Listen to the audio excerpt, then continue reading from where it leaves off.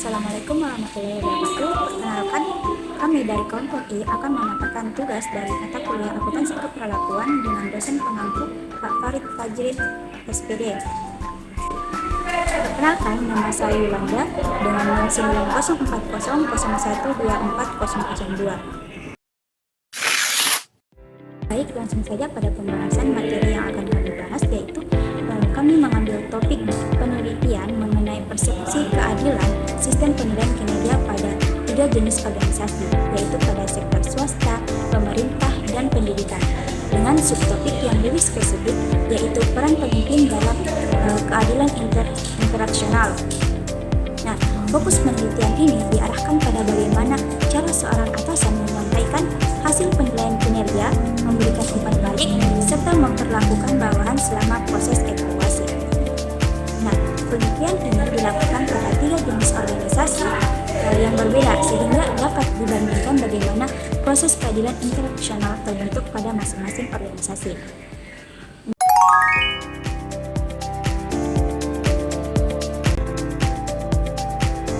Penilaian kinerja merupakan instrumen penting dalam organisasi yang menjadi dasar evaluasi, pemberian penghargaan, pembagian tugas, dan pengambilan keputusan. Namun, efektivitas penilaian tidak hanya ditentukan oleh hasil, tetapi juga oleh bagaimana proses penilaian dan penyampaian hasil dilakukan kepada bawahan. Penyampaian yang adil, terbuka, dan menghargai bawahan dapat meningkatkan penerimaan terhadap hasil penilaian. Sedangkan penyampaian yang kurang baik dapat menimbulkan rasa tidak adil, menurunkan motivasi kerja, serta mempengaruhi hubungan antara atasan dan bawahan. Oleh karena itu, penelitian ini bertujuan mengkaji peran pemimpin dalam membentuk persepsi keadilan interaksional pada proses penilaian kinerja. Nah, selanjutnya, adapun 3 pertanyaan riset yang kami angkat, yaitu yang pertama, bagaimana cara dalam menyebutkan evaluasi kinerja mempengaruhi penerimaan bawahan terhadap hasil penilaian pada 3 organisasi yang kami ambil. Kemudian yang kedua, dimensi keadilan interaksional apa yang paling dominan dalam membentuk persepsi keadilan pada masing-masing organisasi.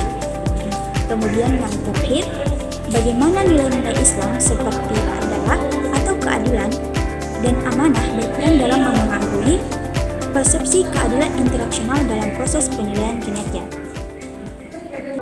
Selanjutnya, pembahasan profil yang kami angkat, yaitu yang pertama, PT Cuan Makmur Sejahtera, di mana organisasi ini bergerak di sektor retail dengan beberapa outlet di wilayah operasionalnya. Kemudian, kegiatan utama dari perusahaan ini yaitu meliputi penjualan, distribusi barang, pelayanan konsumen, dan pengawasan kinerja outlet.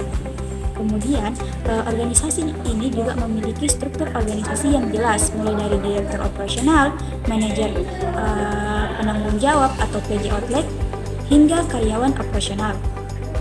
Nah, perusahaan ini menggunakan sistem penilaian kinerja berbasis Key Performance Indicators atau KPI sebagai dasar evaluasi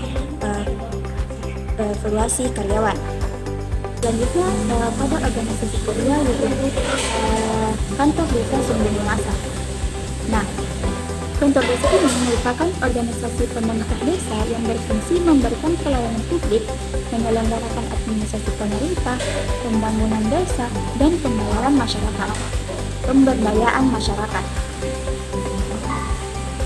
Kantor desa ini dipimpin oleh kepala desa yang dibantu oleh perangkat desa sesuai tugas masing-masing.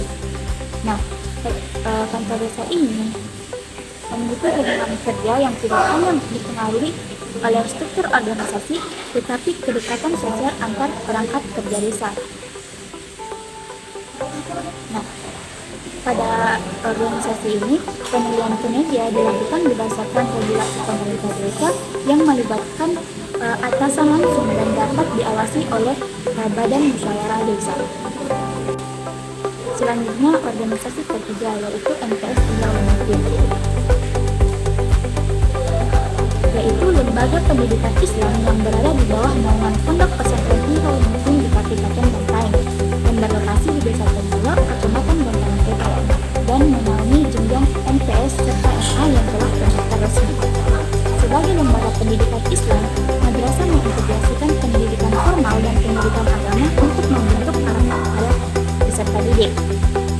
Nah, penilaian kinerja guru dilakukan secara berkala oleh kepala madrasah dengan memperhatikan tugas benang, kualitas kerja, dan tanggung jawab.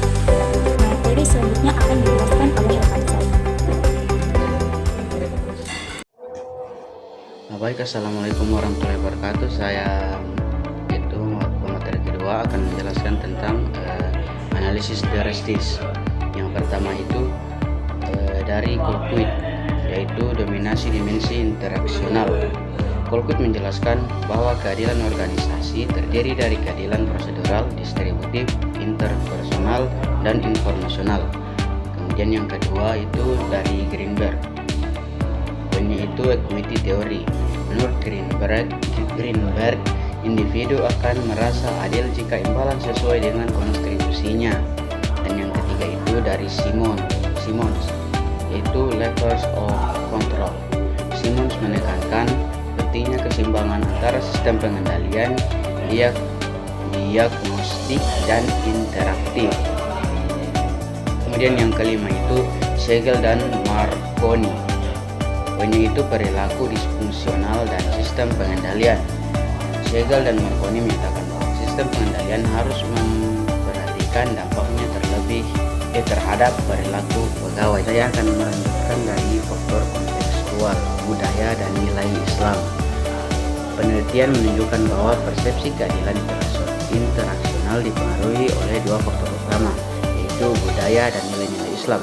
Budaya high power distance membuat bawahan cenderung menghormati otoritas dan menerima keputusan atasan tanpa banyak konfrontasi, meskipun merasa kurang dihargai.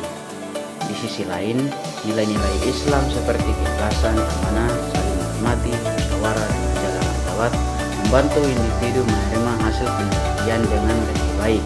Penyampaian evaluasi secara pribadi dianggap lebih menghargai guru, sedangkan organisasi juga memberikan ruang bagi bawahan untuk berdiskusi atau mengajukan klarifikasi atas hasil penilaian.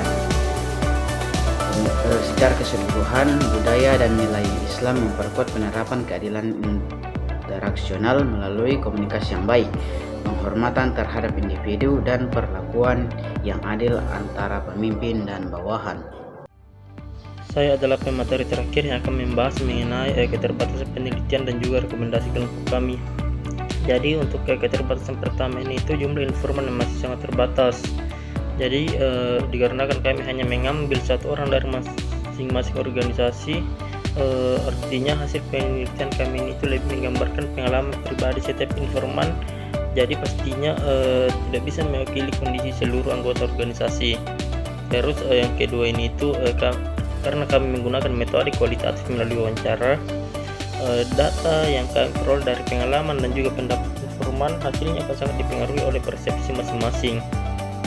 Oleh sebab itu, penelitian kami ini tidak bisa digeneralisasikan untuk semua organisasi yang memiliki karakteristik serupa. Terus untuk keterbatasan ketiga ini itu dikarenakan penelitian kami hanya dilakukan pada 3 organisasi, yaitu perusahaan swasta, kantor desa, dan juga madrasah. Jadi meskipun ketiga ini itu sudah mewakili sektor yang berbeda, tetapi jumlah ini itu masih belum cukup untuk menggambarkan seluruh praktik penilaian kinerja yang ada di berbagai organisasi. Terus untuk rekomendasi yang pertama ini itu kami mengharapkan organisasi memberikan pelatihan komunikasi evaluatif kepada para atasan. Jadi seorang pemimpin ini itu tidak hanya harus memberikan penilaian, tetapi juga harus menyampaikan hasil evaluasi dengan sopan, jelas, dan menghargai bawahan, serta memberikan umpan balik yang membangun.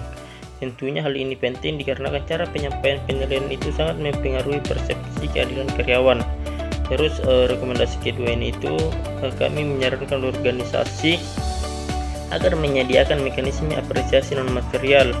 Bentuknya itu bisa berupa penghargaan kepada pegawai berprestasi, pengakuan atas kontribusi mereka, kesempatan mengikuti pelatihan, atau pengembangan kompetensi. Jadi meskipun tidak berupa uang, bentuk apresiasi ini itu dapat meningkatkan motivasi dan juga rasa dihargai. Terus yang ketiga ini itu kami merekomendasikan organisasi perlu menerapkan prinsip keadilan. Jadi dalam proses penilaian, kriteria penilaian itu harus jelas, objektif dan juga transparan, serta memberikan kesempatan kepada karyawan untuk melakukan klarifikasi apabila mereka menilai hasil penilaiannya kurang tepat. Dengan begitu, sistem penilaian tidak hanya adil secara administratif, tetapi juga mampu meningkatkan kepercayaan dan komitmen anggota organisasi. Jadi penelitian kami ini itu menunjukkan bahwa keadilan dalam penilaian kinerja bukan hanya ditentukan oleh hasil akhirnya, tetapi juga bagaimana atasan berkomunikasi, memberikan penghargaan, dan memperlakukan bawahannya secara adil. Itu saja bisa saya sampaikan. Wassalamualaikum warahmatullahi wabarakatuh.